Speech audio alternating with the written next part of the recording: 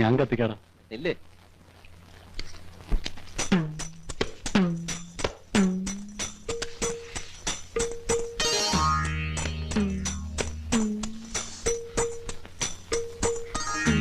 കൊടുക്ക കൊടുക്ക. മിന്നിക്കണേ.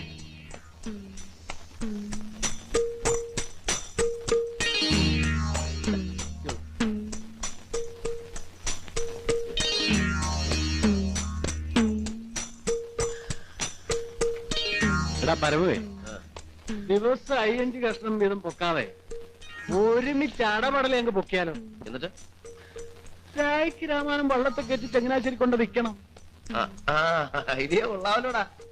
മോഷണത്തിന്റെ കാര്യം പറഞ്ഞപ്പോ ചെക്കന്റെ ബുദ്ധി കളഞ്ഞ കണ്ടില്ലേ? ഏതായാലും ശരിക്കും പ്ലാൻ ചെയ്ത് ചെയ്താൽ മതി.